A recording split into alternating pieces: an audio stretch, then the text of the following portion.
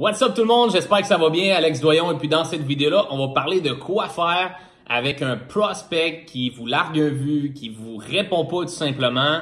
Et puis juste avant qu'on parle de ce sujet-là, si vous aimez le contenu que je fais pratiquement à tous les jours, à tous les semaines, juste likez la vidéo, partagez la vidéo, taguez peut-être quelqu'un qui est dans l'industrie du marketing de réseau dans vos équipes ou même dans peu importe la compagnie que vous connaissez, ça peut l'aider, ça peut aider son groupe également à grossir et puis à avoir du momentum avec tout le contenu que je fais avec Mastermind. Et puis dans cette vidéo-là, guys, comme j'ai dit, on va parler de tout simplement quoi faire avec ces fameux prospects qui répondent pas parce que c'est une question que je reçois tout le temps. Alex, lui, me répond pas. Qu'est-ce que je lui dis pour qu'il me réponde? Qu'est-ce que je dis pour que les gens ils veulent venir à mon meeting ou ils veulent aller sur mon appel conférence ou qu'ils veulent en savoir plus sur ma business? Qu'est-ce que je dois faire? Et puis, il y a deux types de prospects. Premièrement, que vous allez retrouver dans cette circonstance-là. Quand on parle de gens qui voient vos messages, mais ils vous répondent pas. Il y a les gens, tout simplement, que vous souhaitez leur montrer votre business, vos produits. Et il y a les gens que vous avez déjà montré votre business ou vos produits. Donc, il y a deux types de personnes. C'est complètement différent. Il y a des gens que vous avez déjà montré le plan.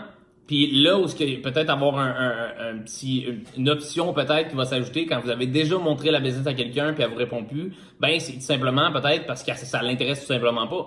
Puis quand les gens, l'option numéro 1, quand les gens ils vous répondent pas puis ils ont pas encore vu votre business, vos produits, ben c'est peut-être parce qu'ils vous font pas confiance ou tout simplement qu'ils vous respectent pas.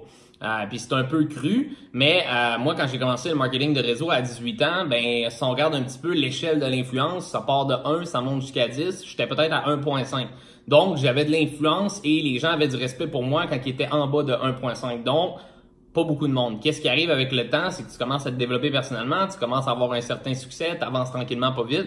Puis après 2 ans, peut-être que j'étais au niveau 4, au niveau 5 sur l'échelle de l'influence. Puis là, j'étais capable d'aller chercher facilement des 4, des 3, des 2, des 1. Puis ensuite de ça, ben les 6, les 7, les 8, les 9, ben peut-être qu'il y en a qui me larguaient encore des vues. Donc l'important avec ça, c'est de vraiment comprendre l'échelle d'influence parce que souvent on va dire ah lui il me répond pas, j'ai écrit, j'ai fait le bon pitch, j'ai fait le bon script. OK, mais tu peux dire la bonne chose à la mauvaise personne, puis tu peux dire également la mauvaise chose à la bonne personne, puis ça change absolument rien ton script, puis qu'est-ce que tu dis.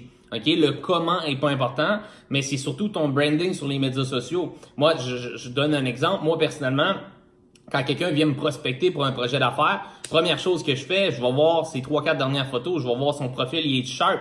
Si je vois qu'il y a des photos en train de boire de l'alcool dans un gym, dans un bar, puis il a l'air fou, ben c'est sûr que j'ai pas envie de m'associer avec quelqu'un comme ça. Tandis que s'il vient me prospecter, son profil il est sharp, pas nécessairement beaucoup d'abonnés, ça change absolument rien, mais si un profil qui est sharp, c'est professionnel, ben c'est sûr que je vais être porté au moins à y répondre. Ok, ça veut pas dire que je vais m'associer avec lui, mais au moins je vais être porté à y répondre puis avoir une conversation. Donc mettez-vous dans les bottines de vos prospects, puis posez-vous la question, si moi je m'approcherais moi-même, est-ce que je répondrais à mon message?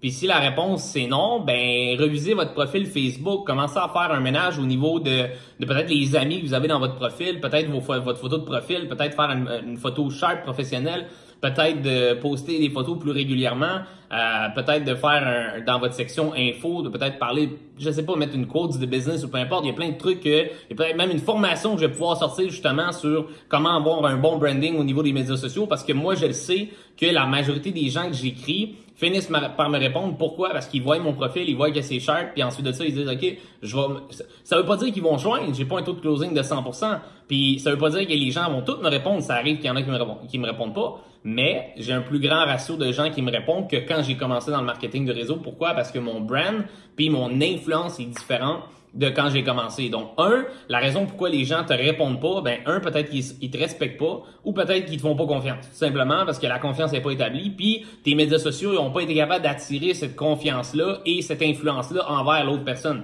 Donc, encore là, travaille là-dessus. Puis ensuite de ça, la chose qu'il faut faire également, c'est qu'est-ce que tu fais avec des contacts qui répondent pas? Ben, next, right?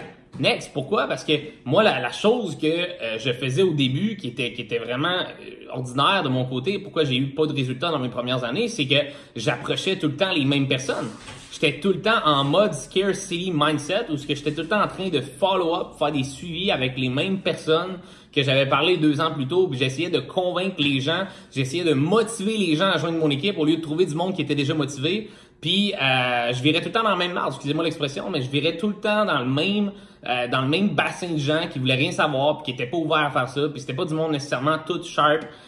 Donc, qu'est-ce que j'ai commencé à faire éventuellement un peu plus tard? C'est que j'ai commencé à avoir une mentalité d'abondance. J'ai commencé à voir qu'on était comme 7-8 milliards sur la planète, puis que j'étais pas limité à juste mes 300 amis Facebook que j'avais à Sainte-Marie-de-Beauce, puis que je pouvais aller chercher du monde à l'étranger, puis ça m'a permis de bâtir une équipe aujourd'hui à l'international. On a du monde dans plusieurs pays. Pourquoi? Parce qu'avec les médias sociaux aujourd'hui, ça nous donne accès à de l'abondance de gens, abondance de prospects qu'on peut parler à tous les jours, bâtir des relations. On bâtit un profil Facebook sharp de notre côté, bâtit un beau branding autour de ça. Ensuite de ça, go, on approche des nouvelles personnes. Puis l'important, guys, c'est d'approcher les nouveaux prospects. Parce que si vous continuez toujours à approcher les mêmes personnes, vous allez peut-être finir par l'avoir éventuellement, la personne. Mais guys, je vous le dis, avec l'expérience que j'ai après 7 ans dans le marketing des réseaux, les gens que j'ai dû convaincre de faire ça, là, les gens qui ça m'a pris longtemps les recruter dans ma compagnie, ça a souvent pas été des superstars dans mon équipe. Les gens qui voient l'opportunité puis qui ça cloche dans le tête puis sont comme OK, moi je vois une opportunité là-dedans puis ils commencent on the spot. OK, je suis pas en train de mettre 100% des gens dans le même panier, mais souvent les gens que je leur ai montré la business puis que ça a pas pris trop de temps avant qu'ils voient le concept ça fait du sens, ça a souvent été mes meilleurs dans mes équipes. Mais les gens que j'ai approchés pendant 7-8 mois non-stop à faire des suivis puis ont finalement décidé de décoller, souvent je faisais rembourser dans leur première semaine, ils faisaient rien ou ben ils arrêtaient de me répondre après m'avoir répondu puis ils sign up. OK? Donc, guys, et vraiment une mentalité d'abondance. Quand vous faites votre liste de contacts, filtrez pas les gens, approchez un maximum de gens. Puis la différence entre un amateur et un professionnel, guys, c'est que l'amateur va faire une liste de contacts une fois, puis il va tout le temps être en train d'essayer de convaincre le même monde qui est mis sur sa liste. Le professionnel, qu'est-ce qu'il va faire? Il va faire une belle liste une fois, mais il va continuer à ajouter des gens à chaque jour sur sa liste de contacts. Pourquoi? Parce que notre but, on fait du networking. Le but, c'est de network. Le but, c'est d'aller grossir son réseau de contacts. Puis le plus de gens que vous allez ajouter à votre liste, le plus d'argent que vous allez faire.